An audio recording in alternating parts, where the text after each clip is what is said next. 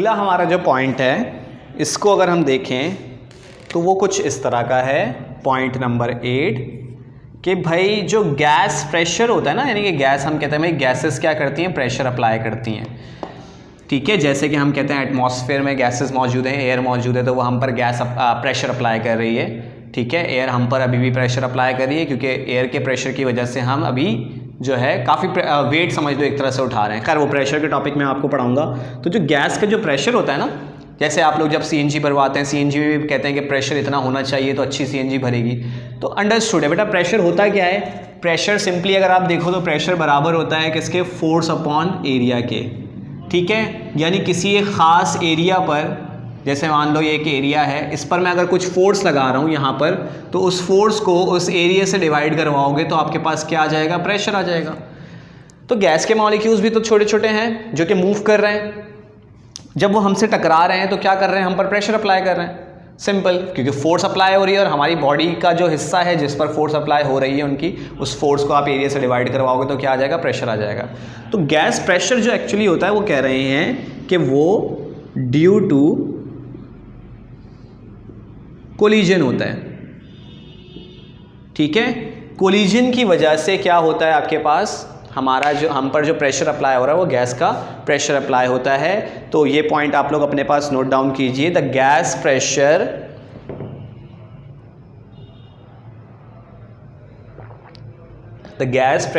exerted by a molecule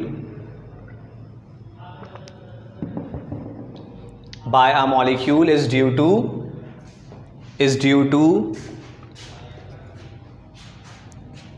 the collision between them, or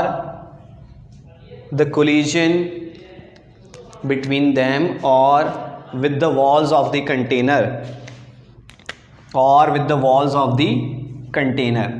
यानी ये आपस में टकराएंगे। यहाँ से एक मॉलिक्यूल ये रहा, दूसरा ये रहा, ये आपस में भी टकरा सकते हैं। और यही जो मॉलिक्यूल है ये वॉल से भी टकरा सकता है, ये मॉलिक्यूल वॉल से भी टकरा सकता है। तो हर कंडीशन में क्या होगा कि मॉलिक्यूल जब वॉल से टकराएगा तो क्या होगा भाई? वो अपने पास आपस में भी टकराएगा तो प्रेशर अप्लाई करेगा। ठीक है, और उसमें आप इस पॉइंट के नीचे ये फॉर्मूला लिख लीजिएगा, P बराबर है F/A के। प्रेशर जो अप्लाई होगा वो किसके बराबर होगा? फोर्स अपॉन एरिया के।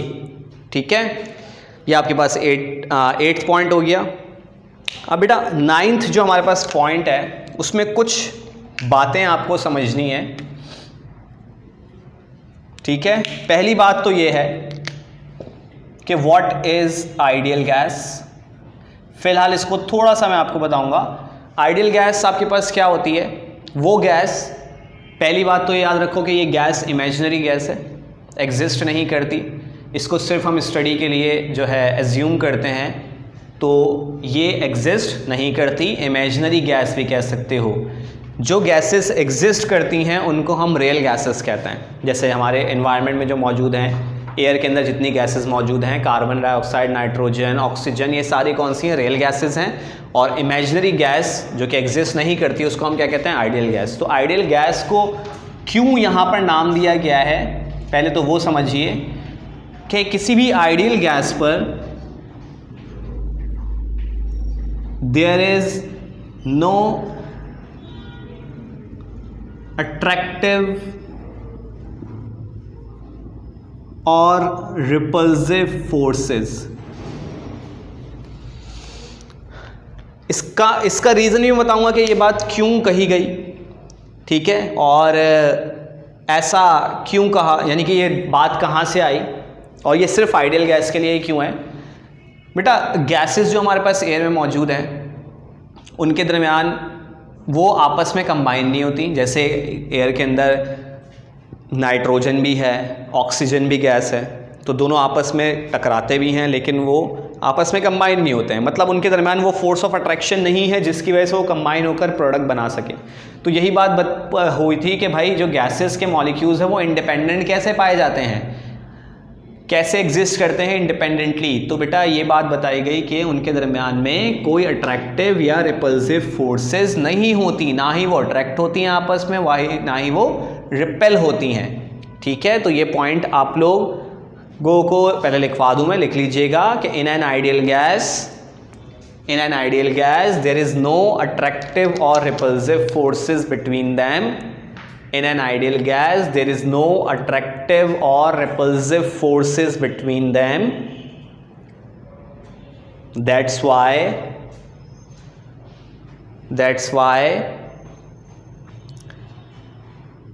they found independently in nature.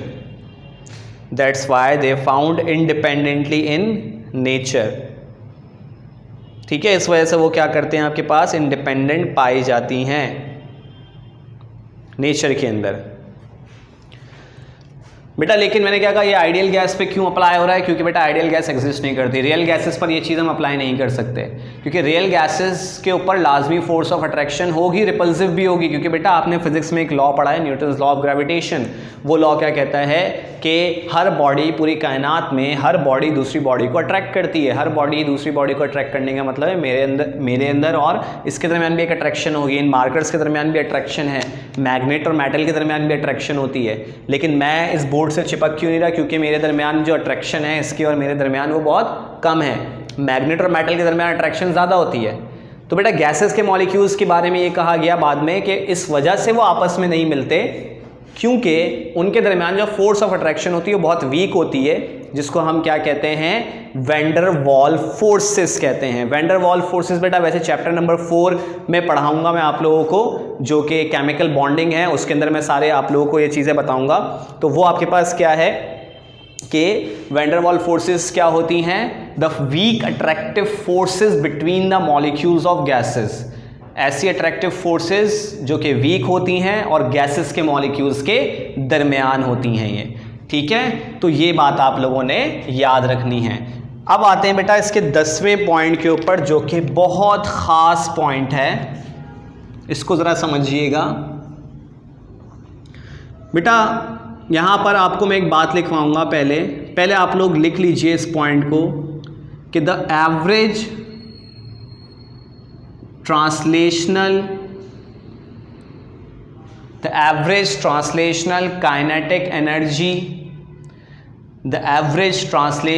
kinetic energy of gas molecule, the average translational kinetic energy of gas molecules is directly proportional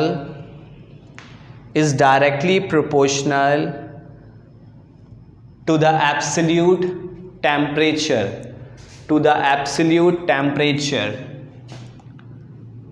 बेटा एब्सोल्यूट टेम्परेचर क्या होता है, जो किस में मेजर किया जाए? पहली बात तो ये याद रख लो, केल्विन में. मैंने आपको कुछ टेम्परेचर्स के वो बताया था कि डिग्री सेंटीग्रेड होता है, केल्विन होता है, और इसी तरीके से फ़ारेनहाइट होता है.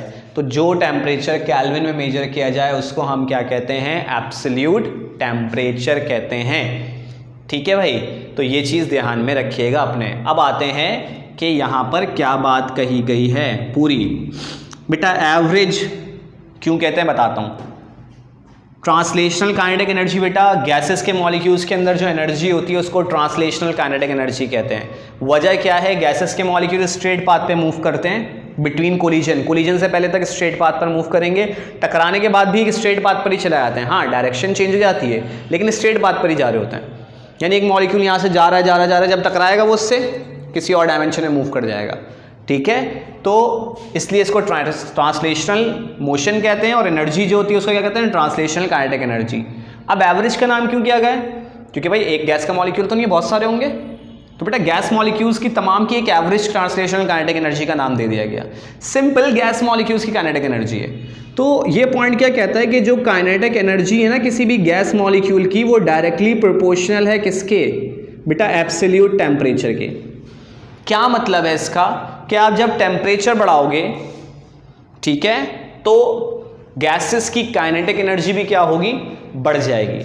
जब आप टेम्परेचर को इंक्रीज करोगे तो गैसेस की काइनेटिक एनर्जी भी क्या होगी भाई, इंक्रीज हो जाएगी. समझ में आ रही है ये वाली बात?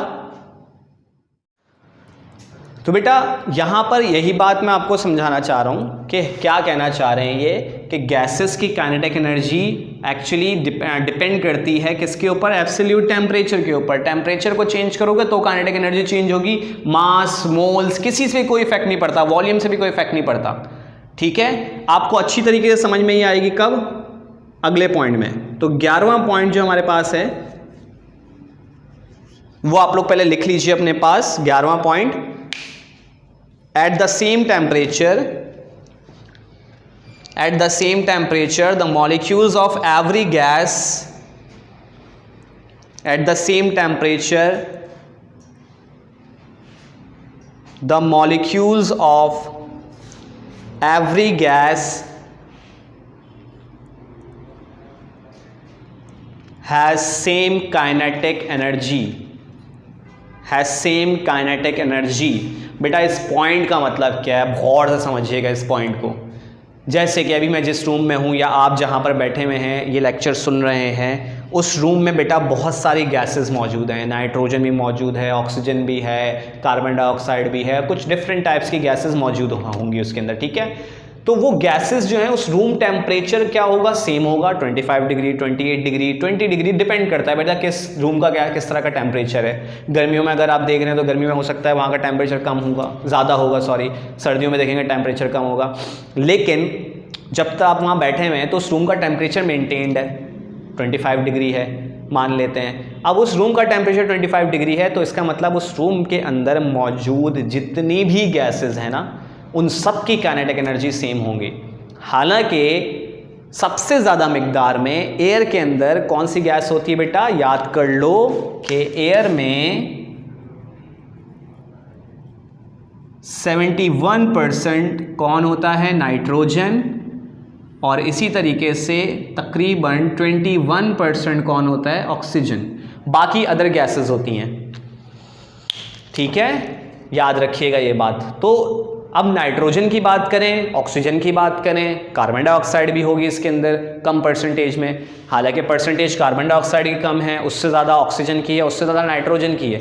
लेकिन काइनेटिक एनर्जी बेटा तीनों गैसेस की या दोनों गैसेस, जितनी भी गैसेस हैं उन सबकी काइनेटिक एनर्जी क्या होगी, सेम होगी। 11वें पॉइंट में इस पॉइंट को थोड़ा सा डिस्क्राइब आपके पास कर दिया गया है। ठीक है, लास्ट पॉइंट बेटा काइनेटिक मॉलिक्यूलर थ्योरी का, इसको भी थोड़ा सा पहले मैं आपको लिखवा दूं, फिर मैं आपको एक्सप्लेन कर दूंगा। तो 12th पॉइंट आप लोग अपने पास नोट डाउन कीजिए। लास्ट पॉइंट है कि the force of gravity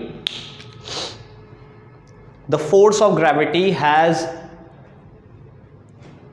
almost no influence.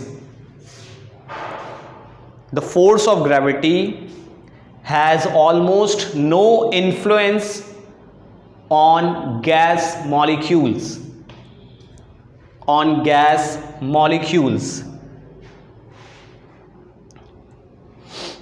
क्या मतलब है बेटा, आप लोगों को मैं ये बता दूं कि जैसे कि आपको ये बात पता होगी, अर्थ है, ठीक है, कुछ इसी तरह की होती है जहां हम रहते हैं। ठीक है, हम सरफेस पर यहाँ कहीं भी हों तो आपको पता होगा कि अर्थ एक फोर्स की मदद से हमें कहाँ अट्रैक्ट कर रही है, अपने सेंटर की तरफ। कहीं भी किसी भी पॉइंट पर अगर हम हो या कोई भी हो, वो हर किसी को अपनी तरफ अट्रैक्ट कर रही है, सेंटर की तरफ, इस पॉइंट की तरफ। ठीक है बेटा, इस फोर्स ऑफ अट्रैक्शन को हम ग्रेविटेशनल फोर्स कहते हैं। ठीक है, इसी तरह से इसको ग्रेविटी का नाम भी दिया गया है। न्यूटन्स लॉ ऑफ ग्रेविटेशन में यही चीज़ एक्सप्लेन की गई थी। तो इसी फोर्स की वजह से हर चीज़, हर मैटर ज़मीन से चिपकी हुई है। चिपकी से मुराद ये है कि ज़मीन पर आके अगर हम किसी चीज़ को ऊपर उछालते भी हैं, किसी चीज़ को ऊपर फेंकते भी हैं, तो वापस आकर ज़मीन पर गिर जाता है, ज़मीन के साथ अटैच रहता है, due to force of gravity, gravitational force. तो बेटा हमारे आसपास तो गैसेस के मॉलिक्यूल्स भी हैं, तो वो क्यों जो है आपके पास ग्रेविटी की मदद से अट्रैक्ट नहीं होते और ज़मीन पर चिपकते नहीं हैं, बल्कि घूमते रहते हैं। ठीक है, देखें मैंने यहाँ पर पॉइंट जो लिखवाया वो ये लिखवाया कि force of gravity is almost no influence. Almost का है, ये नहीं कहा कि इन्फ्लुएंस करते ही नहीं है, फोर्स ऑफ ग्रेविटी है ही नहीं मॉलिक्यूल्स में। अट्रैक्ट हो रहे हैं मॉलिक्यूल्स अर्थ की तरफ। आपको पता होगा कि अर्थ का एटमॉस्फेयर है कि एक लेवल तक एयर मौजूद है, उसके बाद एयर ख़त्म हो जाती है। बेटा क्यों? क्योंकि एयर की कंसंट्रेशन ग्रेविटी से अट्रैक्ट हो रही है और वो चारों तरफ हर तरफ क्या हो रही है, अर्थ के आसपास मौजूद है। उससे ज़्यादा आप एटमॉस्फेयर से आगे जाएंगे तो वहाँ पर एयर ख़त्म हो जाएगी। चिपक इसलिए नहीं रहे वो ज़मीन से क्योंकि ग्रेविटी उनको अट्रैक्ट तो कर रही है, लेकिन kinetic energy of gas molecule ज़्यादा होने की वजह से वो अपने आप को अट्रैक्ट नहीं होने देते। जैसे कि अगर मैं आपको एक छोटी सी एग्जांपल दूं जो कि बहुत आसान सी है, आपके समझ में आ जाएगी। मैं ये कहूं कि भाई ये मेरे हाथ में मार्कर्स हैं, ये ज़मीन पर क्यों नहीं जा रहे, क्यों नहीं जा रहे, क्यों नहीं चिपक रहे ज़मीन से? क्योंकि इसको मैंने ऊपर की तरफ उठाया हुआ है, ठीक है, उठाया हुआ है या इस पर एनर्जी अप्लाई की हुई है, जिसकी वजह से नीचे नहीं जा रहे हैं। हाँ, अगर एनर्जी हटाऊंगा तो नीचे चले जाएंगे, ज़मीन पे गिर जाएंगे, ठीक है। तो इसी तरह से गैस मॉलिक्यूल्स क्यों नहीं चिपक रहे? क्योंकि उन पर जो फोर्स ऑफ अट्रैक्शन है वो अप्लाई तो हो रही है, करीब करीब तो हैं, लेकिन चिपक इसलिए नहीं रहे क्योंकि उनकी भी एनर्जी ज़्यादा है, तो वो ज़्यादा अट्रैक्ट नहीं हो पा रहे हैं, ठीक है। तो पॉइंट जो मैंने लिखवाया आपको वो क्या लिखवाया है कि the force of the gravitational force या force of gravity has almost no influence on, almost लिखवाया है यहाँ पर, ये नहीं लिखवाया कि no influence of on gas molecules. करती है लेकिन ऑलमोस्ट, कहना तकरीबन ना होने के बराबर करती हैं, बहुत ही माइनर करती हैं, ठीक है बेटा। तो ये आपके पास था टॉपिक काइनेटिक मॉलिक्यूलर थ्योरी, जिसके मैंने आपको 12 पॉइंट्स लिखवाए हैं। आपको ये पॉइंट्स आपको नोट्स में भी मिल जाएंगे, अगर वहाँ से चाहें वहाँ से याद कर लें, मैंने लिखवाए हैं वो याद कर लें, आपकी मर्जी है, ठीक है। तो ये जो 12 पॉइंट्स थे बेटा, इनको डिवाइड करके इसलिए बताया है, बुक के अंदर देखेंगे अगर आप सिंध बोर्ड की बुक के अंदर, तो वहाँ पर 6 पॉइंट्स दिए हुए, लेकिन वो बड़े बड़े पॉइंट्स हैं। यहाँ पर डिवाइड करके थोड़ा एक्सप्लेन करके बताया गया है, तो आपको याद करने में आसानी होगी। यानी वो 6 पॉइंट्स लिखेंगे तब भी इतना ही होगा, बस यहाँ पर क्या है कि पॉइंट्स को डिवाइड कर दिया है, तो आसानी से आप लोगों को याद करने में आसानी हो जाएगी, ठीक है। तो ये हमारे पास जो मैंने आपको काम करवाया है, मैंने आपको कहा है कि आप कैसे मुझे दिखाएंगे, आप लोग मुझे कमेंट बॉक्स में दिखाइएगा। और ये लेक्चर अपलोड होने के अंदर यानी लेक्चर अपलोड होगा उसके तकरीबन यानी उसी डे के अंदर मुझे चाहिए, जिसके बेटा जिसने सबमिट नहीं करवाया तो फिर उसको अगली बार उस थोड़ी सी पनिशमेंट मिलेगी, वो आप लोगों को बता दिया जाएगा। खैर ये मैं उनके लिए बात कर रहा हूँ जो मेरे अपने स्टूडेंट्स हैं और जो पढ़ रहे हैं, उनको पता है मैं काम ज़रूर देखता हूँ, ठीक है।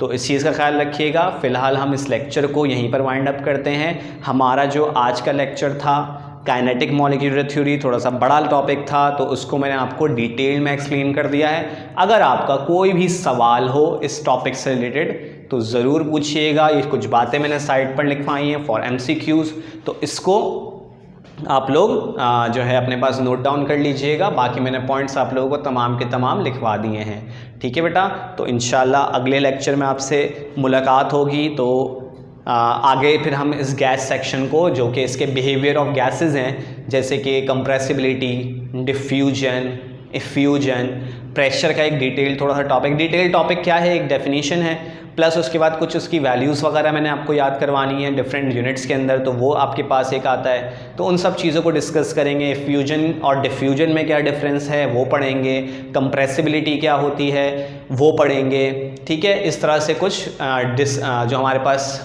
बिहेवियर ऑफ गैसेस है उनको हम स्टडी कर लेंगे वहाँ पर, ठीक है। देन फिर हम जाएंगे गैस लॉस के अंदर, ठीक है।